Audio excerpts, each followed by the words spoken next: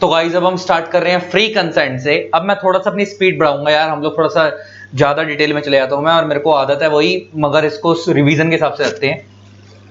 अब मैं करता हूं फ्री कंसेंट। तो वह देखो, कंसेंट का मतलब होता है सहमति, फ्री का मतलब होता है विदाउट एनी प्रेशर या विदाउट एनी बर्डन। बड़े ध्यान से सुनना, एग्जाम्पल लेके बात करते हैं। मैं रोड से जा रहा था और मान लो कि मैं जो हूं ना एक बदमाश हूं, मान लो एक डॉन हूं मैं, या गुंडा हूं, या एक एरिया का लोकल गुंडा हूं, ऐसा मान लो। मान लो कोई एक दूसरा बंदा आया और वो नई नई बाइक निकलवा कर लाया है, नई नई बाइक निकलवा कर लाया है। मैंने कहा तेरी बाइक तो बड़ी अच्छी लग रही, कितने की लाया? कह रहा 1 लाख रुपए की। मैंने कान पे रैप्टा मारा उसके, मैंने कहा चल पकड़ 20,000 रुपये और बाइक की चाबी छोड़ जा और चलता बन। वो कहता है भाई 1 लाख रुपए की लाया हूं, 20,000 रुपये में ऐसे कैसे छोड़ दूं? मैं कह रहा हूं दे रहा नहीं दे रहा, वापिस जाना है या नहीं जाना है? वो कहता है ठीक है भाई ले लो। मैंने उसे 20,000 रुपये पकड़ाए, मैंने उससे बाइक की चाबी ले ली और बाइक में लेके आ गया। उसने मेरे को बाइक तो दे दी, मतलब उसने बाइक देने के लिए कंसेंट दे दी, तभी बाइक दी। लेकिन क्या वो कंसेंट फ्री थी या उसके ऊपर कोई दबाव था? उसके ऊपर कोई दबाव था। इसका मतलब ये फ्री कंसेंट नहीं थी, इसका मतलब ये फ्री कंसेंट नहीं थी, तो ये कॉन्ट्रैक्ट नहीं बनेगा, ये कॉन्ट्रैक्ट नहीं बनेगा। क्योंकि आपने पढ़ा था जब हमने मेरे से कॉन्ट्रैक्ट की डेफिनेशन पढ़ी थी, तो ऑफर प्लस एक्सेप्टेंस एग्रीमेंट होता है, एग्रीमेंट प्लस एनफोर्सेबिलिटी कॉन्ट्रैक्ट होता है। आपने एनफोर्सेबिलिटी की जब मैंने 6 कंडीशन देखी तो उसमें देखा था competent parties, free consent, lawful object, lawful consideration, non declarative void and legal relation. तो फ्री कंसेंट उसी का एक पॉइंट है, और यहाँ पे फ्री कंसेंट नहीं है क्योंकि उसके ऊपर एक प्रेशर था, तो इसका मतलब ये कॉन्ट्रैक्ट वॉइड है, इसका मतलब कॉन्ट्रैक्ट वॉइड है। पहली बात। एक और एग्जांपल लेके बात करते हैं। मान लो एक एक्स है,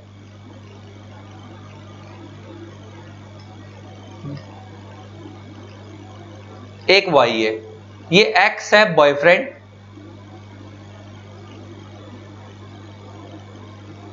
वाई है इसकी गर्लफ्रेंड।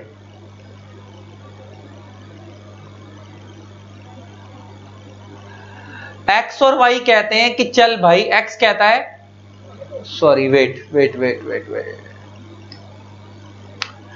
एक्स कहता है कि मैं चल यार चल घूमने चलते हैं, मूवी 1 देख के आते हैं, मूवी 1 देख के आते हैं, कोई भी एक मूवी 1 मान लो, उसका नाम रख दिया मैंने।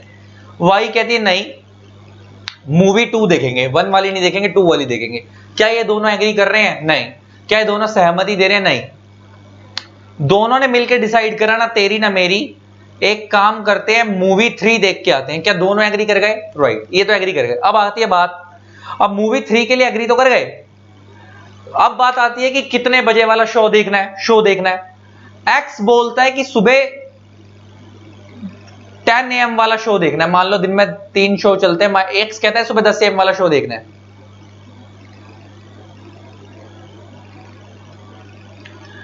एक्स कहता है सुबह 10 AM वाला शो देखना है। वाई कहती है नहीं, मैं तो दोपहर को 2 बजे वाला देखूंगी, 2 PM वाला। एक्स कहता है 2 बजे मैं फ्री नहीं हूं। तो एक्स कहता है कि चल एक काम करते हैं, शाम को 5 बजे का देखते हैं। वाई कहती है ओके। इसका मतलब क्या एक्स 10 पे एग्री था लेकिन वाई एग्री नहीं थी 10 बजे का शो देखने के लिए। वाई 2 बजे के लिए एग्री थी लेकिन एक्स एग्री नहीं था। 5 PM के लिए दोनों एग्री कर गए।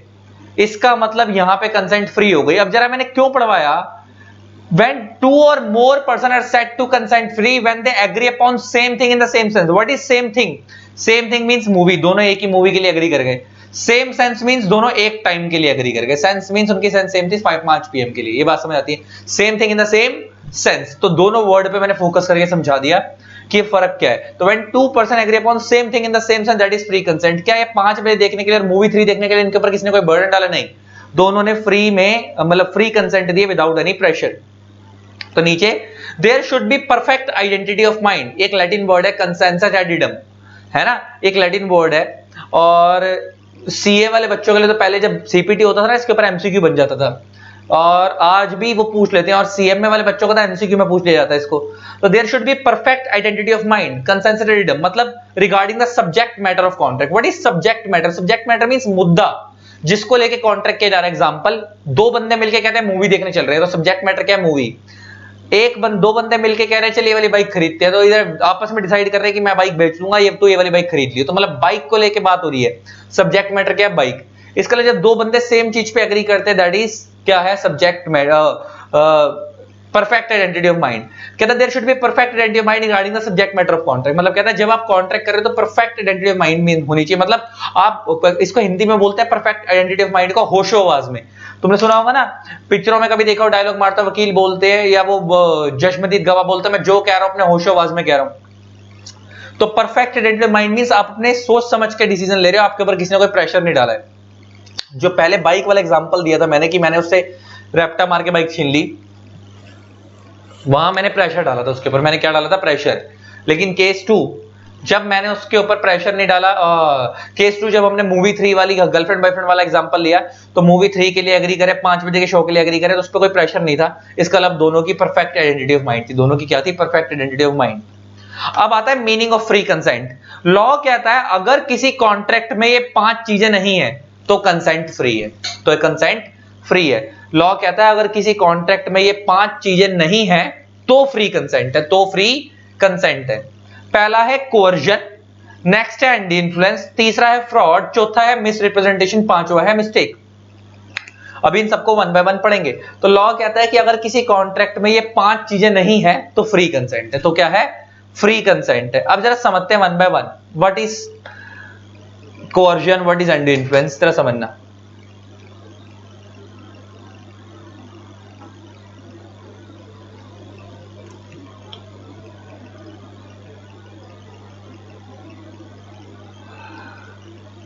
कोअर्जन, कोअर्जन का मतलब होता है physical pressure, physical pressure. Law ना इसमें कहता है 4 चीजें अगर आपने करी हैं, पहला actually committing an offence,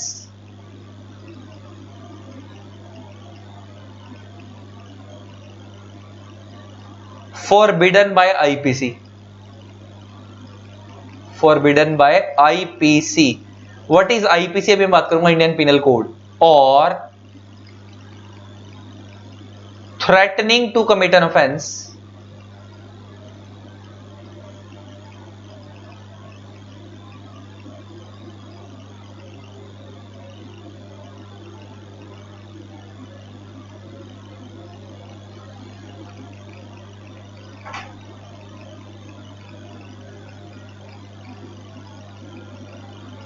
actually committing an offense forbidden by IPC, threatening to commit an offense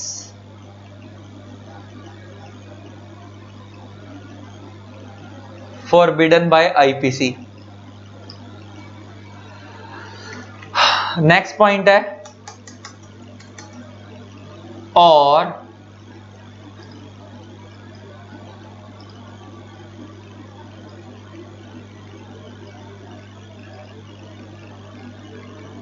actually detaining the property,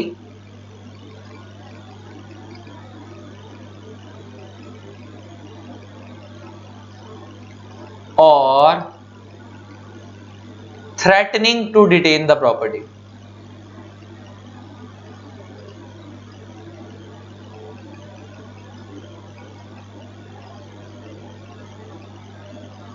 हमारे इंडिया में एक लॉ है, इंडियन पिनल कोड। कोई भी बंदा कोई गुनाह करता है तो वो गुनाह क्या है, वो गुनाह माना जाएगा नहीं माना जाएगा, और उसकी सजा कितनी मिलेगी, वो सब कहां लिखी होती है, इंडियन पिनल कोड के अंदर। इंडियन पिनल कोड के अंदर सुना होगा ना कभी, सावधान इंडिया देखा हो या कोई और चैनल देखा हो, तो उसमें आपने देखा होगा आपको दफा 302 के तहत सजाए मौत मिलती है ना। 420 लग गई, हम कहते हैं 420 वो चोर निकला, 420 लग गई, तो वो सब क्या है, ये जो सारी दफाएं हैं सब कहां दी गई हैं, सारे सेक्शंस कहां दिए गए, इंडियन पिनल कोड में, क्राइम वाले। तो अब बेसिकली क्या कहता है, actually committing an offence forbidden by IPC. आपने कोई ऐसा काम करा है जो आईपीसी ने मना कर रखा है। एग्जांपल कि आपने किसी का मर्डर कर दिया, आपने अभी जैसे मैंने किसी को रैप्टा मार के उसकी चीज छीन ली, या threatening to commit an offence, आपने या तो ऑफेंस करा है या उसे ऑफेंस करने की धमकी दी। आपने उसको ना गर्दन पकड़ ली और उसको बोला बेटा देख अगर तूने बाइक नहीं दी ना तो तू कल गायब कर दूंगा, तेरा मर्डर कर दूंगा। इसका मतलब मैंने उसे ऐसा ऑफेंस करने की धमकी दी है जो इंडियन पिनल कोड ने मना कर रखा है। मर्डर करना, रेप करना, किसी भी तरीके का अपराध करना, किसी को फिजिकली असॉल्ट करना, किसी को डराना धमकाना टोटली मना है। Next, actually detaining the property, किसी की कोई चीज छीन लेना या छीनने की धमकी देना। मतलब मैं या किसी को मार रहा हूं या मारने की धमकी दे रहा हूं या किसी की कोई चीज छीन रहा हूं या छीनने की धमकी दे रहा हूं ताकि वो सामने वाला बंदा कॉन्ट्रैक्ट में एंटर कर जाए, then that is called coercion, that is called coercion. तो कोवर्जन क्या होता है, इसके अंदर समझ आ गया कि इसका मतलब फिजिकल प्रेशर, मैं किसी को मार रहा हूं या मारने की धमकी दे रहा हूं, किसी की कोई चीज छीन रहा हूं छीनने की धमकी दे रहा हूं। अभी जो मैंने एग्जांपल दिया था वो सूली वाला कि मैंने किसी को रैप्टा मार के बाइक छीन ली, मैंने उसे वहां पे मारा भी और साथ में एक चीज भी छीन ली, तो मैंने उसकी प्रॉपर्टी भी डिटेन कर ली और ऑफेंस भी कमिट करा है, तो दैट इज कोवर्जन। तो लॉ कहता है इसे हम बोलते हैं कोवर्जन, और इसका मतलब फ्री कंसेंट नहीं है। और लॉ कहता है कोवर्जन का जो इफेक्ट होता है, कोवर्जन का जो इफेक्ट होता है वो वॉइडेबल होता है। कोवर्जन का इफेक्ट क्या होता है, वॉइडेबल। वॉइडेबल, वॉइडेबल का मतलब क्या होता है, जिसको दुखी पार्टी चाहे तो वैलिड बनाए, चाहे तो वॉइड बनाए। अगर मैंने सामने वाले को मारा और सामने वाले को अब चपेट तो पड़ी चुकी है, अब उसके पास दो ऑप्शन है, सामने वाले के पास दो ऑप्शन है, या तो वो चुपचाप बैठा रहे।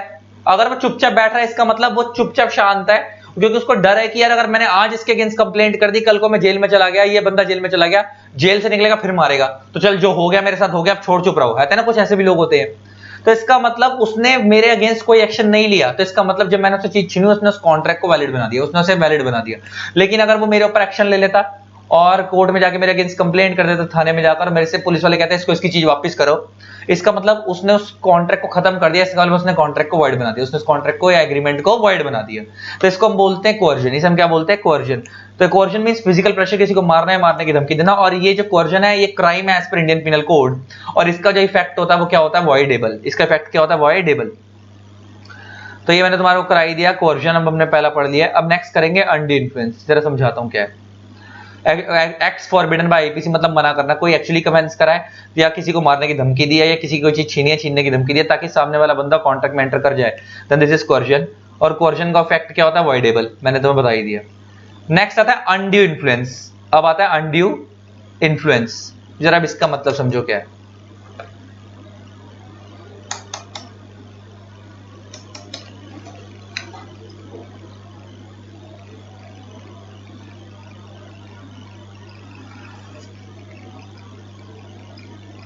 अनड्यू इन्फ्लुएंस,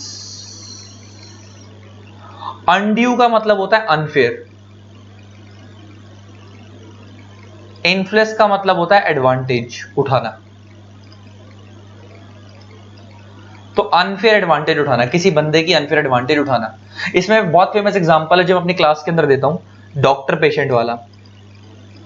बेसिकली एक चीज याद रखना, जो कोवर्जन होता है ना वो किसी आउटसाइडर के साथ भी हो सकता है, लेकिन अनड्यू इन्फ्लुएंस बेसिकली वहां होता है जहां पे फिड्यूशियरी रिलेशनशिप होता है। क्या होता है, फिड्यूशियरी रिलेशनशिप। फिड्यूशियरी रिलेशनशिप का मतलब होता है relationship of trust and faith, trust and confidence कह लो।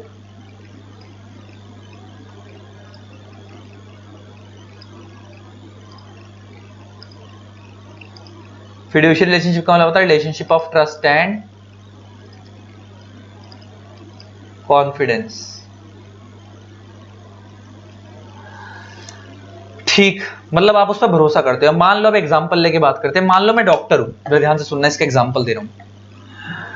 मेरे पास एक पेशेंट आया अपनी होंडा सिटी कार पे, और मान लो उस कार की वैल्यू 10 लाख रुपए है। मेरा शीशे वाला कैबिन है, और कोई भी पेशेंट जब मेरे कैबिन के अंदर आता है मेरे पास अपना ट्रीटमेंट करवाने, तो मेरे को कैबिन से दिख रहा होता है कौन कैसे आ रहा है, किस व्हीकल पे आ रहा है, कैसे आ रहा है, पैदल आया है, व्हीकल पे आया है, कार पे आया है, स्कूटर पे आया, सब दिखता है मेरे को अपने कैबिन से, मान लो। और मान लो मैं दिल्ली का बहुत फेमस हार्ट सर्जन हूं, क्या हूं, हार्ट सर्जन, मैं हार्ट की सर्जरी करता हूं, और मान लो मेरा सक्सेस रेट है 99.99%, मतलब शायद ही कोई बंदा अगर मेरे पास से आए तो वो मरेगा, वरना उसका ऑपरेशन हमेशा सक्सेसफुली होता है, ऐसा मान लो। खुशी बड़ी हो रही है मेरे को, मैं डॉक्टर बन नहीं पाया वैसे, ना मेरे बस की थी, तो हमने साइंस ही नहीं ली कभी, हमारे हालात ही बहुत बुरे थे 10th तक तो हाँ, although I am a professional now, लेकिन कभी कभी लगता है कि मेरे बस की वैसे भी डॉक्टरी नहीं थी। वैसे भी मैं अगर तुम्हें बताऊं ना, तो जैसे मेरी फैमिली में भी 2-3 लोग डॉक्टर बने हैं, मेरी कजन बनी है 2, तो उनको देख देख के लगता है ना, वो बंदे की बॉडी कटवा देते हैं, है ना, हाथ में चाकू पकड़ा देते हैं, मेरा तो हाथ ही कांपने लग जाएगा। तो ठीक है, मुन्ना भाई एमबीबीएस देखी थी, वैसे ही होता है, प्रैक्टिकली भी होता है, वो चूहे हुए कटवाते हैं रोज, अबे भाई वो ठीक है ना। तो अपने तो बस की नहीं थी खैर डॉक्टर वॉक्टर बनना, तो हमको तो पहले ही पता थी हमारी औकात कि हम 10th के बाद साइंस नहीं लेंगे, तो हम कॉमर्स में चले गए। तो अभी मैं बात क्या कर रहा हूँ, तो मान लो मैं डॉक्टर हूँ, एक सामने वाला पेशेंट है, तो मेरे पास एक पेशेंट है होंडा सिटी कार से, और उसने मेरे को बोला कि सर मेरे हार्ट फेल हो गया था, मेरी हार्ट में प्रॉब्लम है, दिक्कत है, तो मेरे को हार्ट सर्जरी करवानी है। तो हमने कहा कर देंगे। तो वो कहता डॉक्टर आपकी फीस कितनी है, तो वैसे मेरी नॉर्मली जो फीस है वो मान लो 5 लाख है, 5 लाख एक ऑपरेशन करने की। लेकिन मैंने उसको बोला कि देखो भाई मेरी नॉर्मल फीस तो 5 लाख रुपए है, लेकिन मैं आपसे 5 लाख रुपए नहीं लूंगा, आप एक काम करो, आप अपनी कार की चाबी छोड़ जाओ, आप अपनी कार की चाबी मेरे पास छोड़ दो, आप बदले में कार दे देना ऑपरेशन के। तो बंदा कहता है सर दुनिया से आप 5 लाख रुपए लेते हो, मेरी कार 10 लाख रुपए की, आप मेरे से भी 5 लाख रुपए ले लो, मैं कार क्यों दूं अपनी। वो डॉक्टर कहता है भाई देखो मेरी मर्जी है, मैं तो कार ही लूंगा, अब आपकी मर्जी है, ऑपरेशन कराना है कराओ, नहीं कराना ना कराओ। अब यहीं रुक जाओ, यहीं रुक जाओ, बात समझने वाली क्या है। कोर्जन में मैं सामने वाले बंदे के ऊपर फिजिकली प्रेशर डाल रहा था, छोड़ के चला जा वरना बताऊंगा तेरे को, अगर तू बाइक देके नहीं गया तो फिर देखिए तेरे को उड़ा दूंगा। मैं यहाँ ऐसा कोई भी प्रेशर नहीं डाल रहा, यहाँ मैं उसके ऊपर ऐसा कोई भी फिजिकल प्रेशर नहीं डाल रहा कि अगर तूने मेरे को अपनी कार नहीं दी तो मैं तेरे को मार दूंगा, खत्म कर दूंगा, ऐसा मैं कुछ नहीं बोल रहा। मैं तो सिर्फ बस इतना बोल रहा हूँ अगर मेरे से ऑपरेशन कराना है तो कार देनी पड़ेगी, नहीं कराना तो कोई बात नहीं भाई, तो किसी और से करा ले। मतलब मैं उसके ऊपर कोई भी, ना मैं मार रहा हूं ना मैं मारने की धमकी दे रहा हूं मैं उसे, ठीक। इसका मतलब this is not physical pressure, this is mental pressure, लेकिन मैं कहीं ना कहीं उसके दिमाग पे दबाव डाल रहा हूं। दिमाग पे क्या डाल रहा हूं, दबाव डाल रहा हूं। अच्छा अब इस केस में क्या है, जिसे कोर्जन था that was crime as per Indian penal code, क्योंकि वो क्राइम क्यों था, क्योंकि मैं किसी को मार रहा हूं, मारने की धमकी दे रहा हूं। लेकिन यहां तो ना तो मैं डॉक्टर को मार रहा हूं ना मारने की धमकी दे रहा हूं, तो this is not a crime as per Indian penal code. Undue influence is not a crime as per Indian penal code, but coercion is crime as per Indian penal code. अब क्या हुआ, वो बंदा कहता ठीक है मैं सोच के बताता हूं। अब वो बंदा रात को बैठा हुआ घर में सोच रहा है यार ये दुनिया से तो ऑपरेशन करने के लिए 5 लाख रुपए, मेरे से 10 लाख रुपए की कार ले रहा है, मैं तो नहीं कराऊंगा, इससे मैं किसी और से कराता हूं। एक थॉट मेरे दिमाग में ये आता है। दूसरा थॉट मेरे दिमाग में ये आता है कि यार अगर जिंदगी नहीं बची तो कार किस काम की, कार तो मैं दोबारा कमा लूंगा। इस डॉक्टर का सक्सेस रेट 99.99% है, बाकी सारे डॉक्टरों का 50-60% है। इसका मतलब अगर मैं इसके पास जाऊंगा तो मेरे मरने का चांस 0.1% से भी कम है, 0.1% है। लेकिन अगर मैं किसी और के पास चला गया तो पता चले मैं लुढ़क ही जाऊं किसी के पास चले, क्योंकि अगर सपोज किसी डॉक्टर का 60% सक्सेस रेट है, इसका 40% उसका फेलियर का भी तो रेट है, क्या पता मैं आ जाके मर जाऊं, लेकिन इसका सक्सेस रेट 99.99% है। तो मेरे दिमाग में आया कि चल यार इससे ही करा लेते हैं। मैंने बड़ा सोचने समझने के बाद परमुटेशन कॉम्बिनेशन लगाया अपने बैठ के, और मैंने सोचा कि चल छोड़ यार जिंदगी नहीं रही तो फिर पैसा किस काम का, ऑपरेशन करा लेते हैं। मैं इसके पास गया, मैंने ऑपरेशन करा लिया। अब बड़े ध्यान से सुनना, जिंदगी में अगर तुम्हारे साथ कभी ऐसा होए तो ऑपरेशन कराने से पहले इन सारी चीजों की ना वीडियो बना लो या कुछ रिकॉर्ड रख लो अपने पास कि देखो सर आप दुनिया से 5 लेते हो, मेरे से 10 ले रहे हो, ताकि बाद में एक्शन ले लो।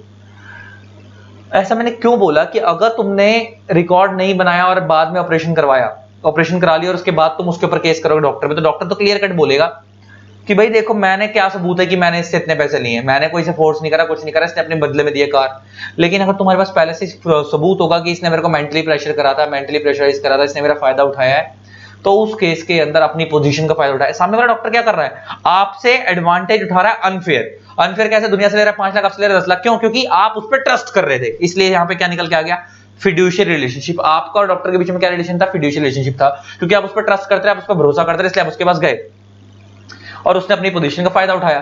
तो इसका इफेक्ट भी क्या होता है, अनड्यू इन्फ्लुएंस का, इसे हम बोलते हैं अनड्यू इन्फ्लुएंस, जहां पे ना तो आपने मारा ना मारने की धमकी दी, लेकिन स्टिल सामने वाले पे प्रेशर पड़ा और आपने उसका फायदा उठाया, इसको बोलते हैं अनड्यू इन्फ्लुएंस। तो एक बेसिक चीज और यहां पे आपने देखा कि फिड्यूशियरी रिलेशनशिप होना जरूरी है, लेकिन क्या कोर्जन में ऐसा था, वहां तो उसने रोड पे किसी को पकड़ा कान पे रपटा मार दिया, कोर्जन में ऐसा नहीं था, लेकिन यहाँ पे ऐसा है। तो इसका मतलब फिड्यूशियरी रिलेशनशिप के अंदर जो हमने समझने वाली चीज है, या अनड्यू इन्फ्लुएंस में फिड्यूशियरी रिलेशनशिप होता है और आप एक दूसरे को बेसिकली जान पहचान हो चुकी होती है, वहां पे ऐसा कुछ नहीं था। और नेक्स्ट इसका जो इफेक्ट है, पेपर में पूछा जाता है, इसका इफेक्ट भी वॉइडेबल है। इसका इफेक्ट भी क्या होता है, वॉइडेबल, मतलब इसको दुखी पार्टी चाहे तो वैलिड बनाए, चाहे तो वॉइड बनाए। तो वही अगर तुम कल को इस कॉन्ट्रैक्ट को कैंसिल करना चाहते हो क्योंकि आपके साथ गलत हुआ है, तो फिर उस केस में आपको कहां जाना पड़ेगा, कोर्ट पे प्रूव करने से पहले आपका सबूत तो होना चाहिए ना, वरना प्रूव नहीं कर पाओगे। तो ले दे के मैंने समझा दिया कि कोर्जन अनड्यू इन्फ्लुएंस फर्क क्या होता है, दैट इज फिजिकल प्रेशर, ये मेंटल प्रेशर है। और ये जो फिजिकल प्रेशर मेंटल प्रेशर बोला ना, पेपर में ऐसे मत लिख के आना, पेपर में आप लॉ की ही वर्डिंग लिख के आना, ये तो मैं समझाने के लिए, तुम्हारे को दिमाग में बिठाने के लिए बात समझा रहा हूं। और ये भी एक पॉइंट डाल के आना डिफरेंस में कि वो crime as per Indian penal code, लेकिन ये क्राइम नहीं है, लेकिन इफेक्ट दोनों का अवॉइडेबल है ना। ये मैंने तुम्हें बता ही दिया है, ये डिफरेंस अब अपने आप हो जाएगा, कोर्जन एंड इन्फ्लुएंस हो गया खत्म। अब हम करते हैं फ्रॉड और अब हम करेंगे मिसरिप्रेजेंटेशन। ये क्या चीज है जरा देखते हैं। तो गाइस अब हम करते हैं फ्रॉड। फ्रॉड क्या है? Intentional representation of false facts. मैं ना दो चीजों को ना इधर कंपेयर कर रहा हूं, इधर एक फ्रॉड वर्ड है और एक वर्ड है मिसरिप्रेजेंटेशन। जरा देखना, ये रहा, दोनों में फर्क क्या है? इधर है innocent representation of false facts, यहां पे वर्ड इनोसेंट है, ऊपर वाले में इंटेंशनल था। मतलब आप किसी को जान के गलत चीज शो कर रहे हो ऊपर वाले में, और नीचे वाले में आपने जान के नहीं करा, आपसे गलती से हो गया। ये फर्क है, यहां इंटेंशनल वर्ड है, वहां पे इनोसेंट है। तो मैं फ्रॉड और मिसरिप्रेजेंटेशन का एग्जांपल दे देके समझाता हूं तुम्हारे लोगों को। मान लो एक कंपनी है एक्स लिमिटेड, बड़े ध्यान से सुनना, और मान लो ये लिस्टेड कंपनी है, स्टॉक मार्केट पे लिस्टेड है। ये कंपनी मार्केट में प्रोस्पेक्टस लेके आई, प्रोस्पेक्टस लेकर आई कि हमारी कंपनी 1 लाख न्यू शेयर्स लेके आ रही है एट ₹100 ईच वाले, जिसको खरीदने हैं खरीद लो, जिसको खरीदने हैं खरीद लो। ये कंपनी कहती है कि हमारी कंपनी मार्केट में न्यू शेयर्स लेके आ रही है 1,100,000 वाले, इसको खरीदने हैं खरीद लो। ये प्रोस्पेक्टस लाई। जैसे तुम लोगों ने देखा होगा प्रोस्पेक्टस में क्या होता था, जब तुम स्कूल में एडमिशन ले रहे थे कॉलेज में, तो उसमें ना मतलब फीचर्स बताए जाते हैं प्रोस्पेक्टस के अंदर, जैसे स्कूल के अंदर क्या क्या फैसिलिटीज हैं, है ना, स्कूल में कैंटीन है, स्कूल में हॉर्स राइडिंग के लिए है, स्कूल के अंदर टेबल टेनिस कोर्ट है ना, बड़ी सारी चीजें, बास्केटबॉल कोर्ट है। तो उसके अंदर बड़े सारे फीचर्स बताए जाते हैं स्कूल के बारे में, फुल्ली एसी क्लासरूम्स हैं। तो सेम जब कोई कंपनी प्रोस्पेक्टस लाती है, लोगों को इनवाइट कर रही है कि आगे शेयर्स खरीदो, तो वो ना उसमें ना कंपनी के फायदे बताती है कि कंपनी की फ्यूचर प्रोस्पेक्ट्स क्या है, वो फ्यूचर में कहां लगाएगी पैसे को, उनका पास्ट ट्रैक रिकॉर्ड कैसा था, उन्होंने पास्ट में डिविडेंड कितना कितना बांटा शेयर होल्डर्स को, वगैरह वगैरह। तो मानते हैं कि कंपनी बोलती है कि हमारे लास्ट 3 इयर्स का, कंपनी बोलती है हमारे लास्ट 3 इयर्स का average declaration of dividend, company बोलती है हमारे लास्ट 3 इयर्स का एवरेज डिक्लेरेशन ऑफ डिविडेंड का जो रेट है वो 20% है। वो कितना है? 20% है। कंपनी बोलती है हमारे लास्ट 3 इयर्स का एवरेज डिक्लेरेशन डिविडेंड का जो रेट है वो 20% है। अच्छा, इसका मतलब एवरेज रेट 20% का मतलब नॉर्मल बंदा जो है, नॉर्मल बंदा वो क्या सोचेगा कि अगर 100 रुपए का एक शेयर है, उस पर 20% डिविडेंड का मतलब हो गया कि उसको हर साल 100 रुपए की इन्वेस्टमेंट पे 20 रुपए मिलेंगे, है ना, 20% रिटर्न आएगी। वो इसका मतलब ये है। तो नॉर्मल बंदा 3 साल की एवरेज पता है कैसे निकालेगा? 20 + 20 + 20 डिवाइड बाय 3, तो ये निकल के आ गया 60 divide by 3 is equal to 20%, right. तो नॉर्मल बंदा एवरेज ऐसे निकालेगा कि हर साल 20 मिलता है, तो 20 डिवाइड बाय 3, 60 डिवाइड बाय 3, 20% हर साल मिलेगा। लेकिन सच्चाई क्या थी? कंपनी ने एवरेज बोला, सच्चाई ये थी कि कंपनी ने पहले साल दिया था 30, अगले साल दिया था 20, उससे अगले साल दिया था 10 डिवाइड बाय 3, तो अब भी अगर हम करें तो 60 डिवाइड बाय 3, तो अब भी निकल के आएगा 20% ही निकल के, तो अब भी 20 ही आ रहा है। लेकिन सच्चाई क्या है कि कंपनी का डिविडेंड का रेट हर साल 10% डिमिनिश हो रहा है। मतलब पहले साल 30 था, उससे अगले साल 20 पे आया, उससे अगले 10 पे आया।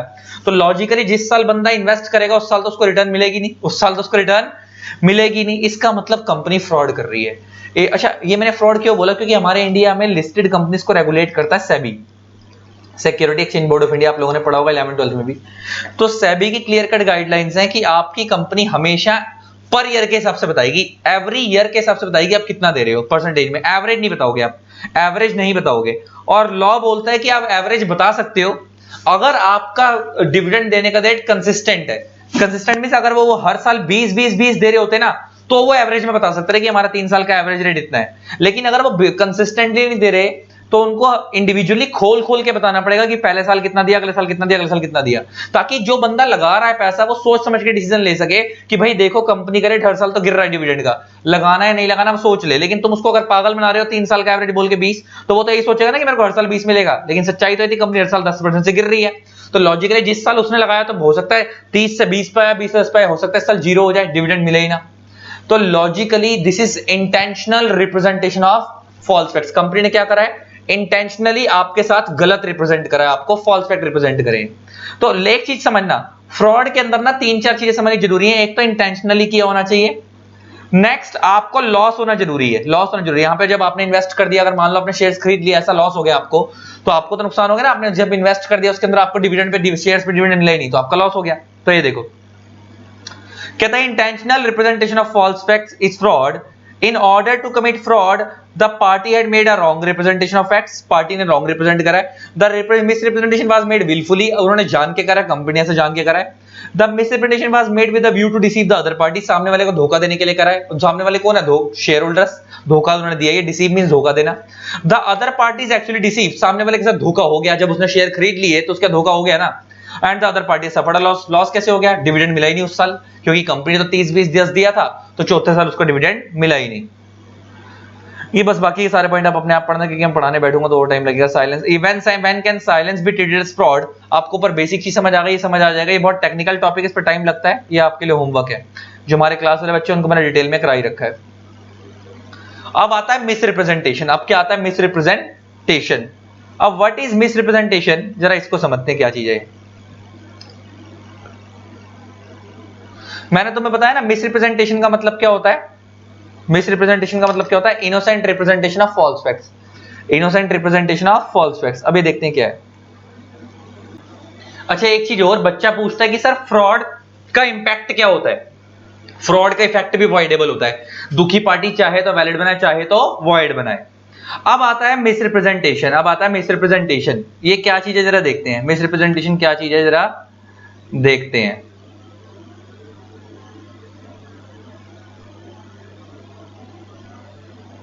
ठीक, अब जरा मिस रिप्रेजेंटेशन देखते हैं क्या चीज है। मान लो कि एक क्या कहते हैं कॉलेज है, मान लो XYZ कॉलेज, और इस कॉलेज ने एक प्रोस्पेक्टस इशू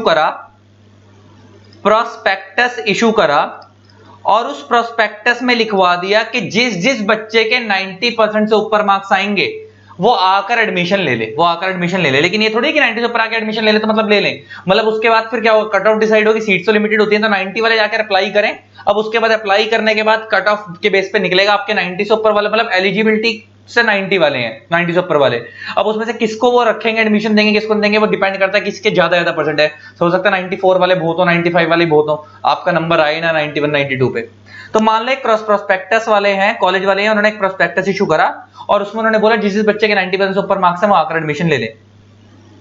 गलती से लिखना तो 90 था, जो कॉलेज का पब्लिशर वाला था जिसने प्रोस्पेक्टस छापा, उसने 90 की जगह 19 लिख दिया।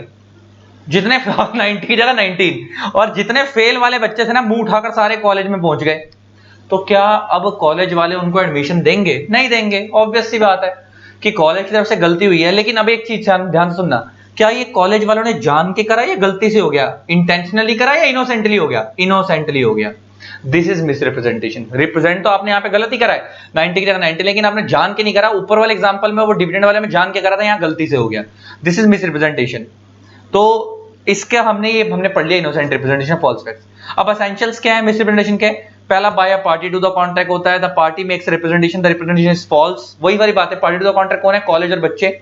रिप्रेजेंटेशन उन्होंने दी है, रिप्रेजेंटेशन फॉल्स थी, लेकिन ये इनोसेंटली दी है, इंटेंशनली दी, और यहाँ पे किसी को धोखा देने के लिए नहीं दी। ये बात समझ आती है? ये इफेक्ट तो तुम पढ़ ही लोगे, सेक्शन 19 अपने आप पढ़ लोगे, हो जाएगा। ये बड़ा सेक्शन है। अब मिस्टेक से बाद में करेंगे। ठीक, चलो।